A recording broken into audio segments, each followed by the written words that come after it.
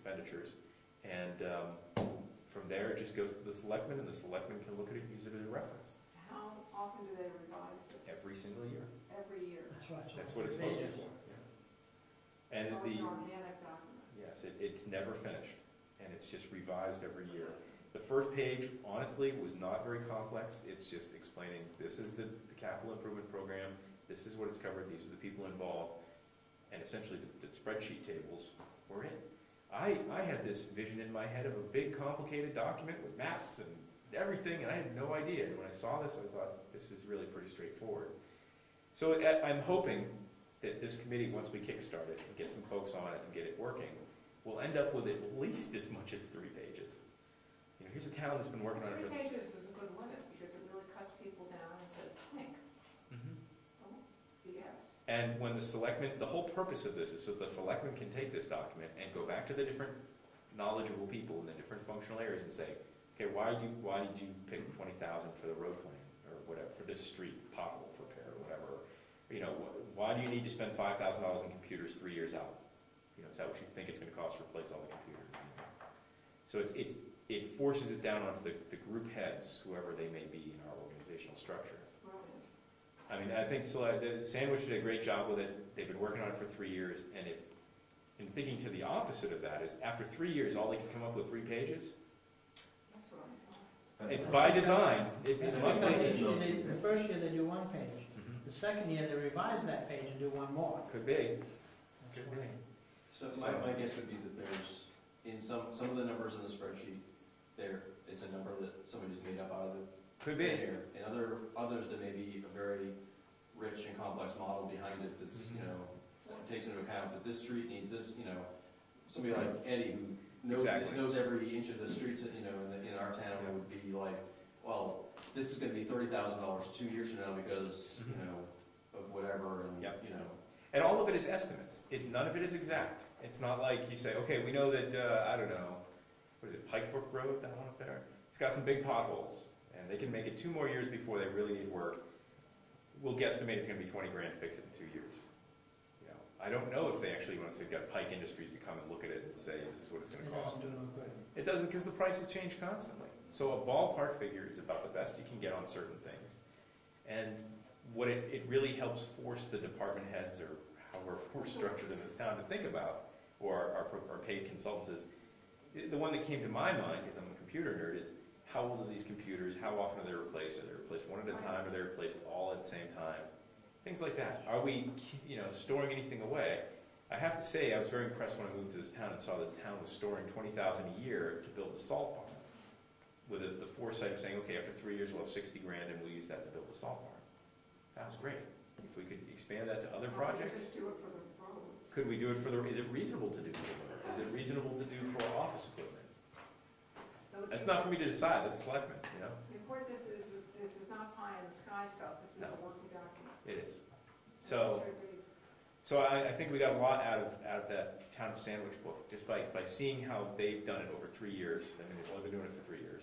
Gary's going to blow Gary away. Gary has a copy of it, and I think he was very happy to see. That's why he's not here.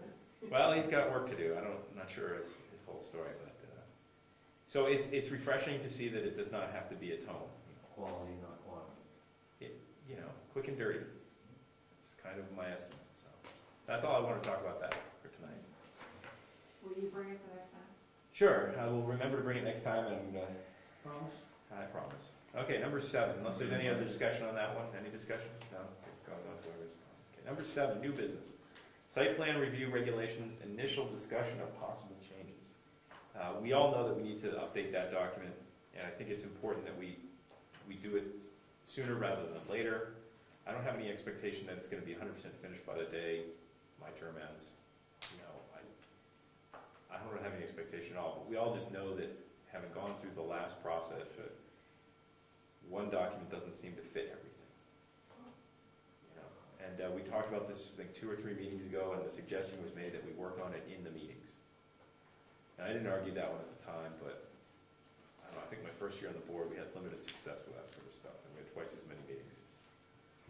So, does anybody want to be on a committee to review this? I hear some crickets. Yeah, I think the board is speaking with its doesn't want committees. So we really want to work on this in the meetings. No, we want committees, we just want other people.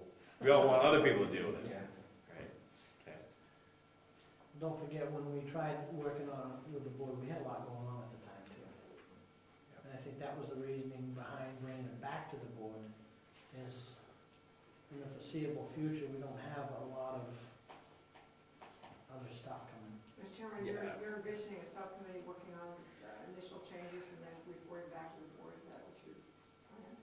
Yeah, but I don't think that there's any support for that on the board. So I'm not going to push it. Rob? It's quiet around here, it's just, So, stop. I'm sorry, so are you envisioning like completely restructuring the document? Are you thinking that the sections are right, but we need to rework some, split some, merge some, but the basic structure of the document is right? I don't even want to go that far. I haven't looked at it. If you want to start with a completely new document, you're not going to do that in the meetings, right? You need some small group to sit down and figure out how it ought to be structured and go research a bunch of examples in other towns and et cetera, right? That's best done in a smaller group setting. Now, just thinking back, Wasn't that work already done? well, 2.5 years ago we did that. It was a committee with myself and Bill Gaber. And 99% of the work was done by Bill. He's very passionate about that stuff. And he did a really good job of researching every town that seemed applicable. And he pulled this gigantic amount of information together and wrote essentially a whole new site plan review document.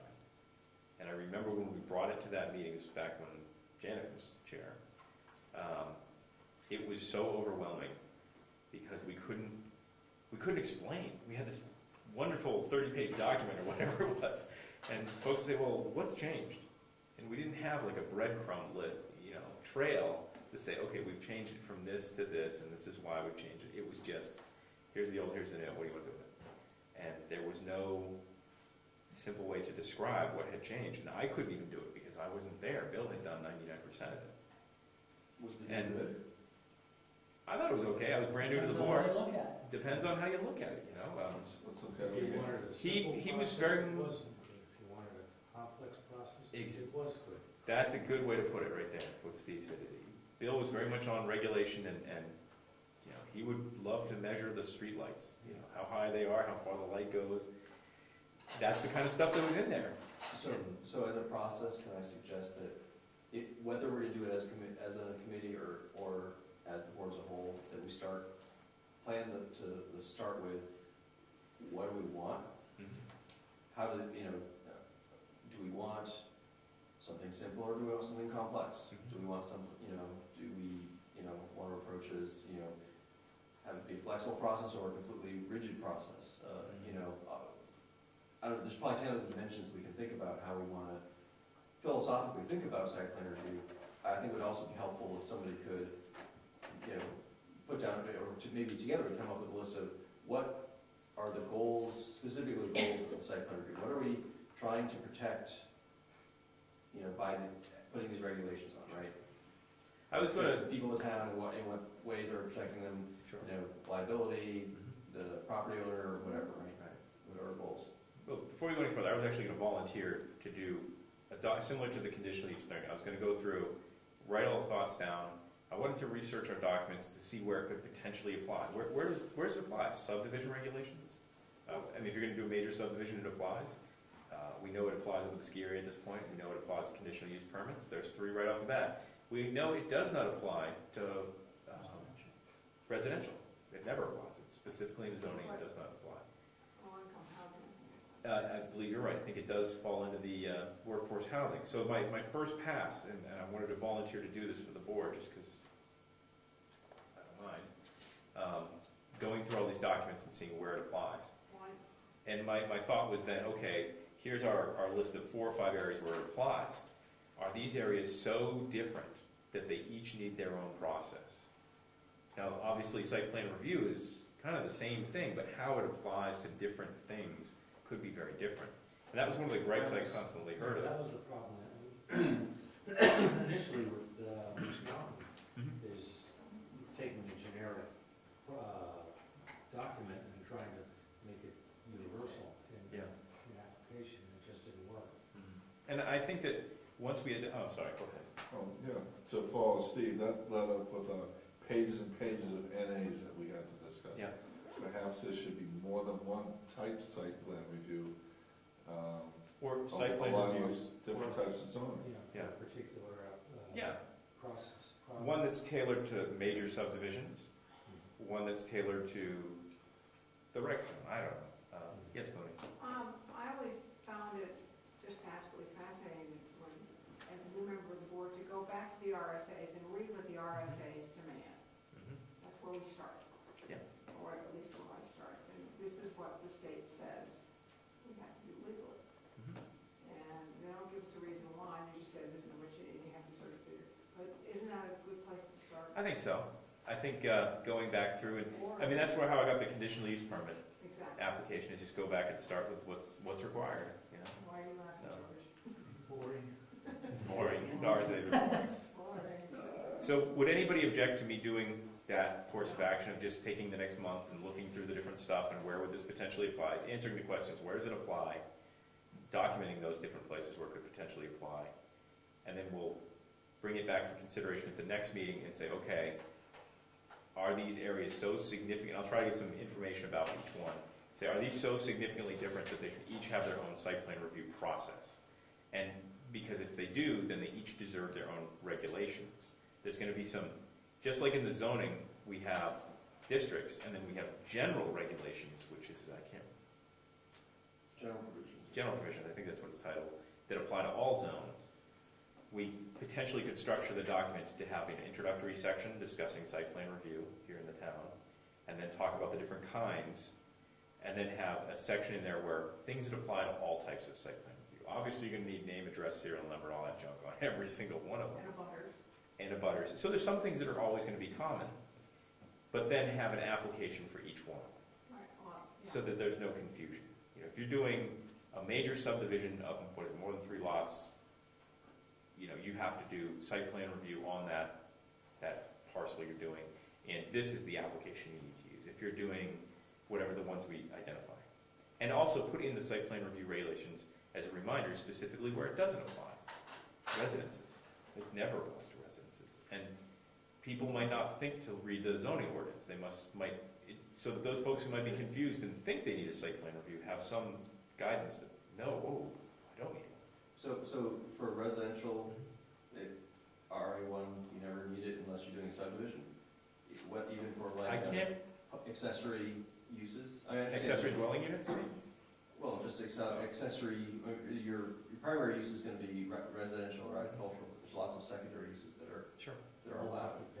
So none of those home occupations for example. That's going to be a painful one. No, but I mean, is it true to say that under no conditions, if it's your primary use is residential or agricultural, that you don't ever need a site plan review? We'll have a battle royal about that for about. I think that's one of the big discussions for the next time, is that I would agree with the statement that if you're building a house on virgin land that has nothing on it, you're never going to have to do a site plan review.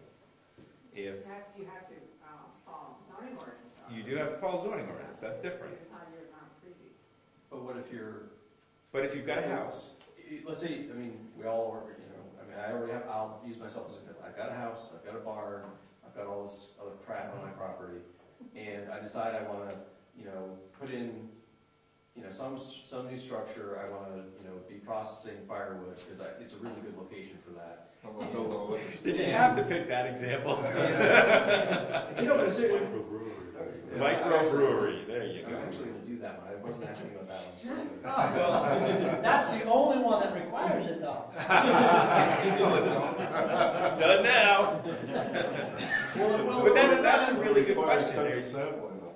There's something that's always kind of kicked around in the back of my head over the past 2.5 years is the idea of having a lot that has a house on it, and somebody comes along and builds a second building structure of some sort and runs a business out of the second structure. How would that be interpreted by the selectmen? How would they say, okay, that's a home occupation even though it's in the second structure? Would it be, It doesn't have to be in the first structure, they just, see, that's something I've never thought about. But then what if, We went. It doesn't even have to have a structure. I mean, I could do tubing, right? I look at Moose Mountain. My kids have so much